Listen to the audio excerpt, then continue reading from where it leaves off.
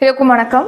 இது உங்கள் study with YouTube channel. நம்ம இந்த வீடியோவில் டிசம்பர் 12ஆம் தேதிக்கான கரண்ட் அஃபேர்ஸ் பார்க்க போகிறோம். இன்றைக்கான கரண்ட் அஃபேர்ஸ் பார்க்கறதுக்கு முன்னாடி எஸ்டர்டே கரண்ட் அஃபேர்ஸ் ரிவிஷன் பார்த்துட்டு ஸ்டார்ட் பண்ணலாம். டிசம்பர் 11ஆம் தேதிக்கான current affairs revision. First question, ஐக்கிய நாடுகள் சபையின் சாம்பியன்ஸ் ஆஃப் தி எர்த் விருதினை பெற்றவர் யார்? ஆன்சர் சுப்ரியா சாஹூ. யுனெஸ்கோ அமைப்பின் கலாச்சார பட்டியலில் எந்த பண்டிகை சேர்க்கப்பட்டுள்ளது? ஆன்சர் தீபாவளி. இந்தியாவின் முதல் மனித ஆழ்கடல் பயண திட்டம் எது? ஆன்சர் சமுத்ராயன். இந்தியாவில் அடுத்த 5 ஆண்டுகளில் 3.14 லட்சம் கோடி முதலீடு செய்வதாக எந்த நிறுவனம் அறிவித்துள்ளது? ஆன்சர் அமேசான் நிறுவனம். இந்தியாவில் வேலை வாய்ப்புகளை அதிகரிப்பது தொடர்பாக எந்த நிறுவனத்துடன் மத்திய அரசு ஒப்பந்தம் மேற்கொண்டுள்ளது? ஆன்சர் மைக்ரோசாஃப்ட் நிறுவனம். உலகின் மிகப்பெரிய அரிசி உற்பத்தியாளராக எந்த நாடு உள்ளது? Answer India. உரிமை கோரப்படாத 2000 கோடி ரூபாய் உரியவர்களிடம் திருப்பி அளிக்கப்பட்டுள்ளது. இது கீழ்கண்ட எந்த பிரச்சாரத்தின் கீழ் செயல்படுத்தப்படுகிறது? ஆன்சர் உங்கள் பணம் உங்கள் உரிமை. ஸ்க்ரப் டைஃபஸ் என்பது டேஷ் பாதிப்பு? ஆன்சர் பாக்டீரியா பாதிப்பு. சுதந்திர போராட்ட தலைவர் ராஜாஜியின் பிறந்த நாள் எந்த நாளில் அனுசரிக்கப்படுகிறது? ஆன்சர் டிசம்பர் 10ஆம் தேதி. FIH ஜூனியர் ஆடவர் ஹாக்கி உலகக்கோப்பை போட்டியில் எந்த அணி சாம்பியன் பட்டம் வென்றது? Answer Germany. டிசம்பர் 12ஆம் தேதிக்கான கரண்ட் அஃபேர்ஸ் பார்க்கலாம். சரி, ஃபர்ஸ்ட் இம்பார்ட்டன்ட் டே என்ன டேனா யுனிசெஃப் டே. எப்போ செலிப்ரேட் பண்ணுறோம்னா டிசம்பர் 11ஆம் தேதி யுனிசெஃப் டே அப்படிங்கிறது செலிப்ரேட் பண்ணுறோம். இந்த வருஷம் 79வது யுனிசெஃப் தொடக்க தினமானது செலிப்ரேட் பண்ணுறோம். யுனிசெஃப் அப்படிங்கிறது டிசம்பர் 11ஆம் தேதி 1946 ஸ்டார்ட் பண்ணியிருப்பாங்க. யுனிசெஃப் அப்படின்னா United Nations Children's Emergency Fund, அதாவது ஐக்கிய நாடுகளின் சிறுவர்களுக்கான அவசர நிதியம் தான் யுனிசெஃப் அப்படிங்கிறது. ஸோ இதை 1953 ஐக்கிய நாடுகளுடைய நிரந்தர அங்கமாக இந்த யுனிசெஃப் அப்படிங்கிறது மாறி இருக்கும். இந்த யுனிசெஃப்க்கு 1965 அமைதிக்கான நோபல் பிரைஸ் அப்படிங்கிறது கொடுத்துருப்பாங்க. இப்போ இந்த வருஷத்துக்கான நோபல் பிரைஸ் யாருக்கு கொடுத்துருக்காங்க, அமைதிக்கான நோபல் பிரைஸ் யாருக்கு கொடுத்துருக்காங்க அப்படிங்கிறத கமெண்ட் பண்ணுங்க. இதுக்கு போன வருஷம் 2024ஆம் ஆண்டு ஜப்பானுடைய நிஹோன் ஹிடாங்கியோ அப்படிங்கிற ஒரு அமைப்பு கொடுத்தாங்கன்னு சொல்லி பார்த்துருப்போம். யுனிசெஃப்க்கு 1965 கொடுத்துருக்காங்க. ஸோ யுனிசெஃப் அப்படிங்கிறது பார்த்தீங்கன்னா குழந்தைகளுடைய பாதுகாப்பு, அவங்களுக்கு தேவைகளை பூர்த்தி செய்யணும், அவங்களுக்கு கல்வி வழங்கணும், இந்த மாதிரி அவங்களுடைய தேவைகளை பூர்த்தி செய்யணும் அப்படிங்கிற வகையில் தான் யுனிசெஃப் அப்படிங்கிறது செயல்படுது. அடுத்த நேஷனல் கரண்ட் அஃபேர்ஸ், இந்திய பொருட்கள் மீது 50% வரை புதிய சுங்கவரி விதிக்க எந்த நாடு ஒப்புதல் அளித்துள்ளது? Answer Mexico. ஸோ பாருங்க, இப்போ ரீசெண்டாக தான் அமெரிக்கா நம்ம இந்தியா மேலே 50% டாரிஃப் போட்டாங்க. அதுக்கப்புறம் என்ன பண்ணாங்க, H1B விசா இருக்குல்லையா, அதுக்கான தொகையை இன்க்ரீஸ் பண்ணாங்க. நெக்ஸ்ட் என்ன பண்ணாங்க, இப்போ அரிசி அதிகமாக அமெரிக்காவில் இந்தியாவிலிருந்து அதிகமான அரிசியானது குவிக்கப்படுது. ஸோ அதுக்கு தடுக்கிறதுக்கு ஒரு நடவடிக்கை மேற்கொள்ளணும்னு சொல்லிட்டு டொனால்ட் ட்ரம்ப் பேசியிருப்பாரு. நம்ம எஸ்டர்டே கரண்ட் அஃபேர்ஸில் தான் அதை பற்றி பார்த்துருப்போம். இந்த நிலைமையில இந்தியாவில் உள்ள பொருட்கள், இந்தியாவிலேருந்து மெக்சிகோவுக்கு நம்ம போய் ஏற்றுமதி செய்கிறோம் இல்லையா, அந்த பொருட்கள் மேலே மெக்சிகோ 50% சுங்கவரி விதிக்க போகிறதா அதுக்கு ஒப்புதல் அளிச்சிருக்காங்க. ஸோ இதனால மெயின்லி யார் பாதிக்கப்படுவாங்க அப்படின்னா வாகன தயாரிப்பாளர்கள் தான் பாதிக்கப்படுவாங்க. ஏன்னா அங்கே நம்ம வாகனங்கள் தான் அதிகமாக மெக்சிகோக்கு ஏற்றுமதி செய்கிறோம் நம்ம. ஸோ அப்போ இங்கே 50% அவங்க சுங்கவரி விதிக்கிறதுனால என்னவாகும், வாகன தயாரிப்பாளர்களுக்கு பின்னடைவு ஏற்படுது. ஸோ இந்திய பொருட்கள் மீது 50% வரைக்கும் சுங்கவரி விதிக்க மெக்சிகோ ஒப்புதல் அளிச்சிருக்கு. இதனால வாகன தயாரிப்பாளர்கள் பெரும் பின்னடைவை சந்திப்பாங்க. ஏன்னா $108 கோடி மதிப்புல கார் ஏற்றுமதியானது இதனால பாதிக்கப்படும். 50% சுங்கவரி விதிக்கிறதுனால. அதுக்கு அடுத்தபடியா ஃபர்ஸ்ட் வாகன தயாரிப்பாளர்கள் பாதிக்கப்படுவாங்க. அதுக்கப்புறம் பார்த்தோம்னா மின்சாரம், மின்னணு சாதனங்கள், இயந்திரங்கள், கொதிகலன், அப்புறம் வேதிப்பொருள், அலுமினியம், மருந்து பொருள், இந்த மாதிரியான துறைகள்லாம் அதுக்கப்புறமா பாதிக்கப்படும் அப்படின்னு தெரிவிச்சிருக்காங்க. நெக்ஸ்ட் ரீசன் நியூஸ், இந்திய பொருட்கள் மீது அமெரிக்கா 50% டாரிஃப் போட்டிருக்காங்க. சமீபத்தில் தான் GST 2.0, அதாவது அடுத்த தலைமுறைக்கான சீர்திருத்தம் அப்படிங்கிறதானது இந்த வருஷம் செப்டம்பர் 22 அமலுக்கு வந்தது. ஸோ 4 விகிதங்களாக வரி விதிக்கப்பட்டது. அதை 2 விகிதமாக குறைச்சிட்டாங்க. அதாவது 5%, 18% சொல்லிட்டு 2 விகிதங்களாக GST குறைச்சிட்டாங்க. World and international current affairs, கீழ்கண்ட எந்த நாட்டில் தங்க அட்டை திட்டம் அமலுக்கு வந்துள்ளது? Answer America. ஸோ நம்ம அமெரிக்காவில் குடியுரிமை பெறணும் அப்படின்னா கிரீன் கார்டு பெறுவாங்க. அந்த மாதிரி இப்போ கோல்டன் கார்டு அப்படின்னு சொல்லிட்டு ஸ்டார்ட் பண்ணுறாங்க, அமலுக்கு வந்திருக்கு அமெரிக்காவில். இது எதுக்காகனா அமெரிக்காவில் பார்த்தீங்கன்னா பல்வேறு நாடுகள்லேருந்து அங்கே உள்ள யூனிவர்சிட்டியில் படிக்கிறாங்க. ஸோ திறமை வாய்ந்த மாணவர்கள் நல்ல யூனிவர்சிட்டியில் படித்து அவங்க தொடர்ந்து அங்கே அவங்களோட திறமையை வந்து அமெரிக்காவை யூஸ் பண்ணிக்கிற வகையில் தொடர்ந்து அவங்க பணியாற்றுவது அப்படிங்கிறது சிரமமாக இருக்குது. ஸோ அவங்க தொடர்ந்து அங்கேயே பணியாற்றணும் அப்படிங்கிற வகையில் தான் இந்த கோல்டன் கார்டு அப்படிங்கிறது ப்ரொவைட் பண்ணுறாங்க அமெரிக்காவில்.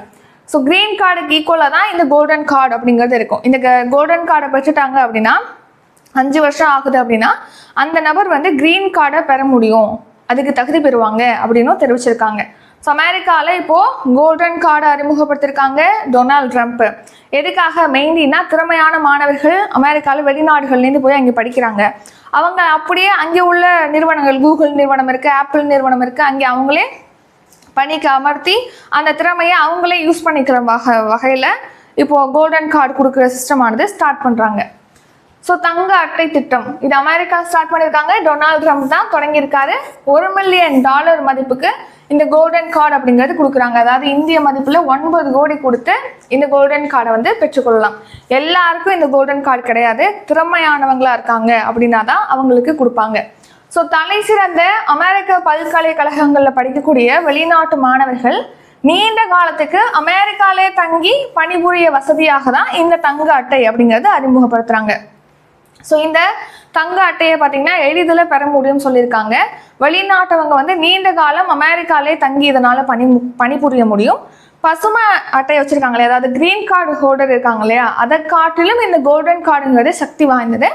கோல்டன் கார்டை வச்சுருக்காங்க, ஒரு 5 இயர்ஸுக்கு கோல்டன் கார்டை வச்சுருக்காங்க அப்படின்னா அதுக்கப்புறமா அவங்க அமெரிக்க குடியுரிமையை பெற தகுதி உடையவங்க அப்படின்னு சொல்லி தெரிவிச்சிருக்காங்க.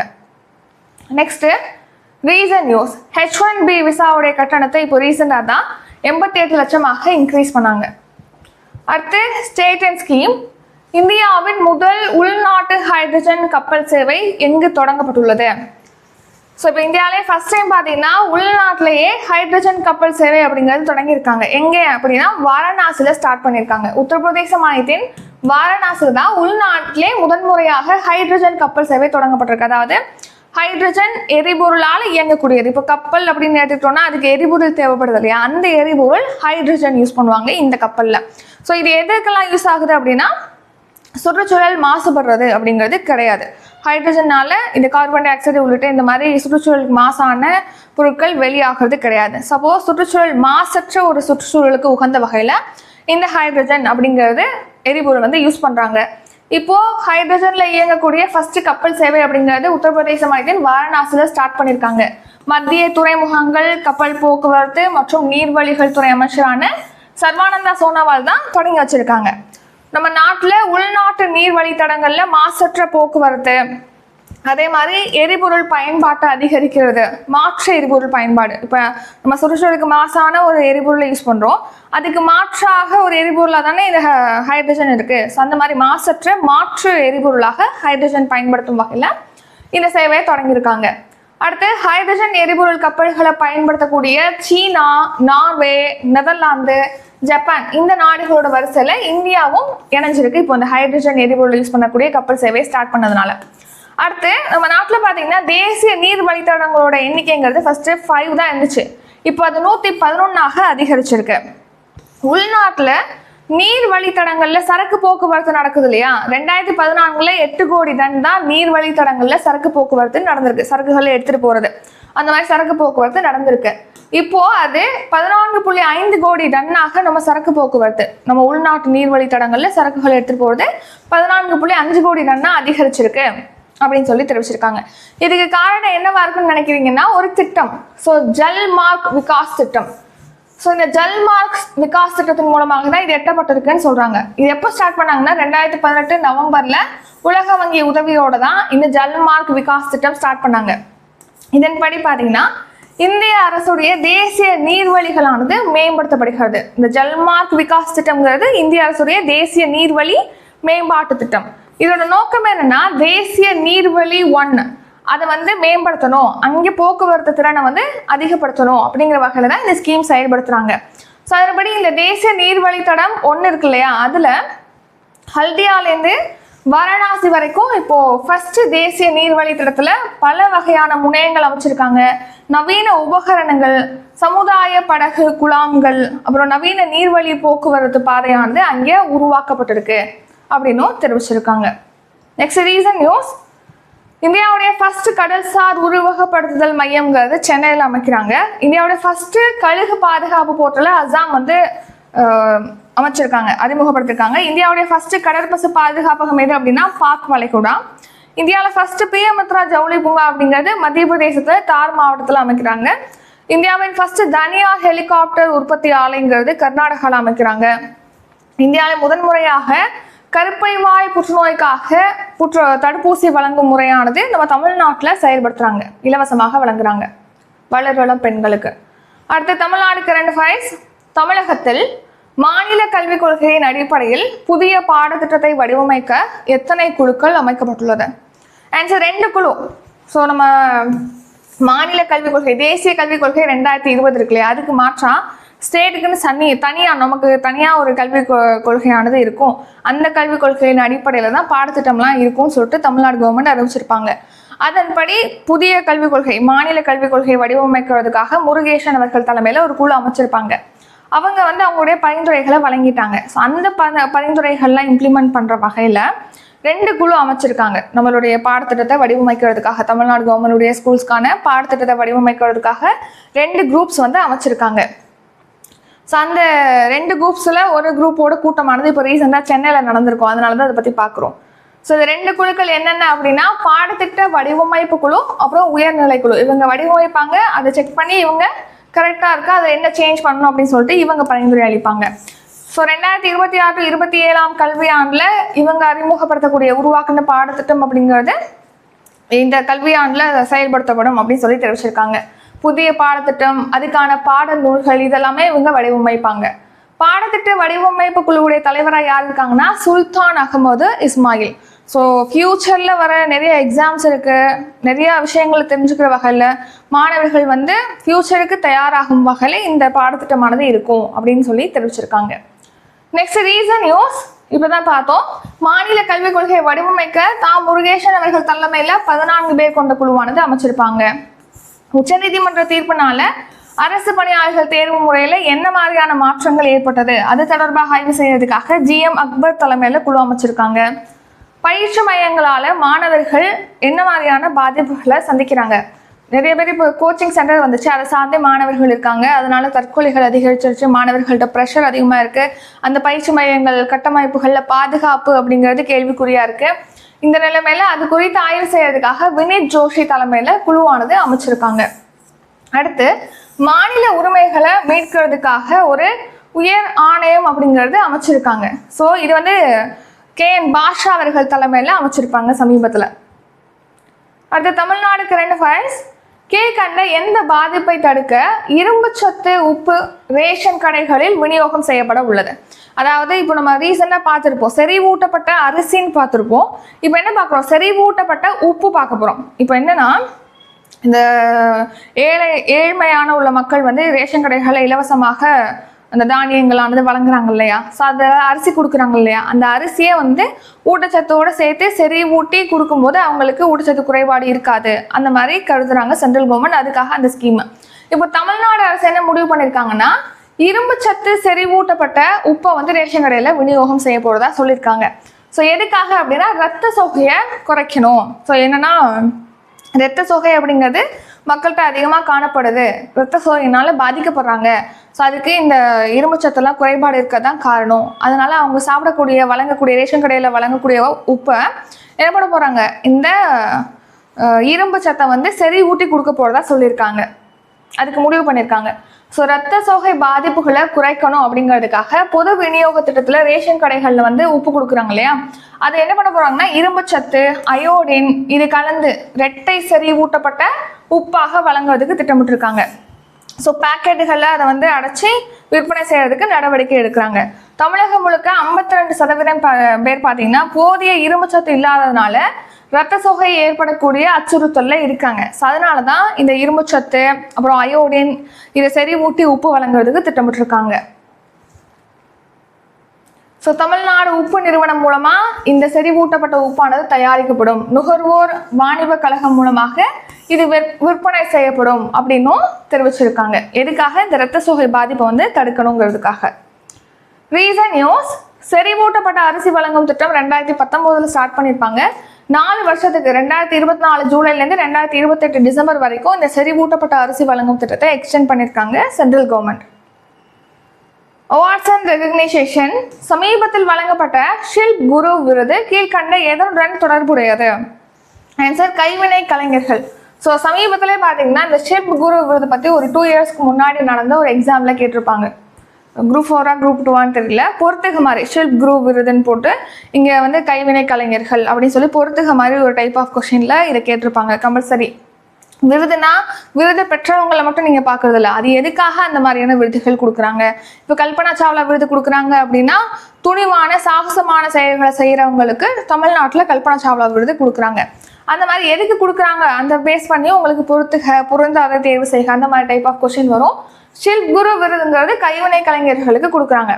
இப்போ பிரசிடென்ட் திரௌபதி முர்மு அவர்கள் பார்த்தீங்கன்னா கைவினை கலைஞர்களுக்கு ஷில்ப் குரு விருது, தேசிய கைவினைஞர்கள் விருதெல்லாம் கொடுத்துருக்காங்க. 2023 to 2024 ஆண்டுக்கான விருதுகளை இப்போ வழங்கியிருக்காங்க. அதனால தான் பார்க்குறோம். ஷில்ப் குரு விருதுங்கிறது கைவினை கலைஞர்களுக்கு 2002 அறிமுகப்படுத்தியிருப்பாங்க. இந்தியாவில் கைவினை துறையில தலை சிறந்து இருக்காங்க இல்லையா கைவினைஞர்கள், அவங்களுக்கு ஷில்ப் குரு விருது கொடுக்குறாங்க. அடுத்து தேசிய கைவினை விருதுகள், இது 1965லேருந்தே வழங்குறாங்க. 1965 இதுவும் கைவினைஞர்களுக்கு தான் கொடுக்குறாங்க. நெக்ஸ்ட் இப்போ திரௌபதி முர்மு அவர்கள், பிரசிடென்ட் திரௌபதி முர்மு அவர்கள் 2023 to 2024 ஆண்டுக்கான ஷில்ப் குரு விருது தேசிய கைவினை பொருட்களுக்கான விருதை வந்து கொடுத்துருக்காங்க. மொத்தமாக 48 விருது கொடுத்துருக்காங்க. 12 வந்து ஷில்ப் குரு விருது, 36 தேசிய விருது. அதில் 2 விருது பார்த்தீங்கன்னா கைவினை துறையில் வடிவமைப்பு ஒத்துழைப்புகளுக்கான சிறப்பு விருதுகளாக கொடுத்துருக்காங்க, புதுமை விருதுன்னு சொல்லிட்டு. அது ரீசன் நியூஸ், இப்போ சமீபத்தில் ஃபிஃபா முதல் அமைதி பரிசுங்கிறது டொனால்ட் ட்ரம்ப்புக்கு கொடுத்துருப்பாங்க, அமெரிக்க அதிபர். அடுத்து உலக விலங்கு நல விருது ஆனந்த் அம்பானிக்கு கொடுத்துருக்காங்க. ஐக்கிய நாடுகள் சபையுடைய சாம்பியன்ஸ் ஆஃப் தி எர்த் விருது வந்து சுப்ரியா சாஹூ அவங்களுக்கு கொடுத்துருக்காங்க. சமீபத்தில் வாழ்நாள் சாதனையாளர் விருது கோவாவில் இன்டர்நேஷனல் ஃபிலிம் ஃபெஸ்டிவல் வந்து நடந்தது. அதில் வந்து வாழ்நாள் சாதனையாளர் விருது ரஜினிகாந்த் அவர்களுக்கு கொடுத்துருக்காங்க. 2025 ஆண்டுக்கான விஞ்ஞான் ரத்னா விருது வந்து ஜெயந்த் நார்லிகர் அவர்களுக்கும், தமிழக ஆசிரிய வைக்கம் விருது தேன்மொழி சவுந்தரராஜன் அவர்களுக்கும் வழங்கப்பட்டிருக்கு. Next sports current affairs. U19 ஆசிய கோப்பை கிரிக்கெட் போட்டியானது எங்கு நடைபெறுகிறது? ஆன்சர் ஐக்கிய அரபு அமீரகம். ஸோ U19 அப்படின்னா அண்டர் 19, அதாவது 19 வயதுக்கு உட்பட்டவங்க பங்கேற்கக்கூடிய ஆசிய கோப்பை கிரிக்கெட் போட்டி அப்படிங்கிறது ஐக்கிய அரபு அமீரகத்தில் நடைபெறுகிறது. ஸோ இந்த U19 ஆசிய கோப்பை கிரிக்கெட் போட்டியை பொறுத்த வரைக்கும் இந்தியா பார்த்தீங்கன்னா அதிகபட்சமாக 8 தடவை வந்து சாம்பியனாக இருக்குது. ஸோ இந்த வருஷம் இந்த போட்டி ஐக்கிய அரபு அமீரகத்தில் 12வது ஆண்டாக 12th எடிஷன் ஆனது நடக்குது. U19 ஆசிய கோப்பை கிரிக்கெட் போட்டி. இதில் இந்தியா பாகிஸ்தான் சொல்லிட்டு மொத்தமாக ஒரு 8 அணிகள் பங்கேற்குது. இதில் இந்தியா 8 தடவை சாம்பியனாக இருக்குது. அடுத்து ஷார்ட் நியூஸ்.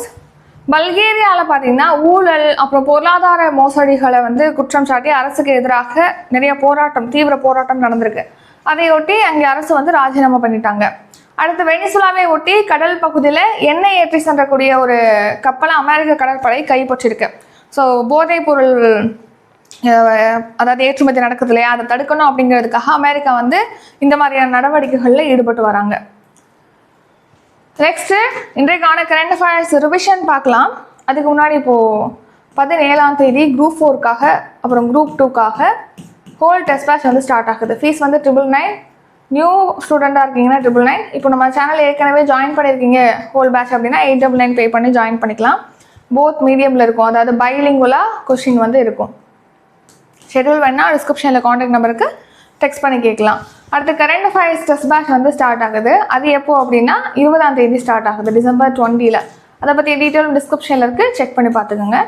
இப்போ நம்ம ரிவிஷன் பார்க்கலாம். ஃபர்ஸ்ட் கொஸ்டின், இந்திய பொருட்கள் மீது 50% வரை புதிய சுங்கவரி விதிக்க எந்த நாடு ஒப்புதல் அளித்துள்ளது? Answer Mexico. கீழ்கண்ட எந்த நாட்டில் தங்க அட்டை திட்டம் அமலுக்கு வந்துள்ளது? Answer America. இந்தியாவின் முதல் உள்நாட்டு ஹைட்ரஜன் கப்பல் சேவை எங்கு தொடங்கப்பட்டுள்ளது? ஆன்சர் வாரணாசி. தமிழகத்தில் மாநில கல்விக் கொள்கையின் அடிப்படையில் புதிய பாடத்திட்டத்தை வடிவமைக்க எத்தனை குழுக்கள் அமைக்கப்பட்டுள்ளது? ஆன்சர் 2 குழுக்கள். கீழ்கண்ட எந்த பாதிப்பை தடுக்க இரும்புச்சத்து உப்பு ரேஷன் கடைகளில் விநியோகம் செய்யப்பட உள்ளது? ஆன்சர் இரத்த சோகை. சமீபத்தில் வழங்கப்பட்ட ஷில் குரு விருது கீழ்கண்ட எதனுடன் தொடர்புடையது? ஆன்சர் கைவினை கலைஞர்கள். U19 ஆசிய கோப்பை கிரிக்கெட் போட்டியானது எங்கு நடைபெறுகிறது? ஆன்சர் ஐக்கிய அரபு அமீரகம். இத்துடன் இன்றைக்கான கரண்ட் அஃபேர்ஸ் வீடியோ நிறைவடைகிறது. இந்த வீடியோ உங்களுக்கு பிடிச்சிருந்தா லைக் பண்ணுங்க, ஷேர் பண்ணுங்க. நம்ம சேனலை நீங்க இன்னும் சப்ஸ்கிரைப் பண்ணலன்னா மறக்காம சப்ஸ்கிரைப் பண்ணிக்கோங்க. நன்றி, வணக்கம்.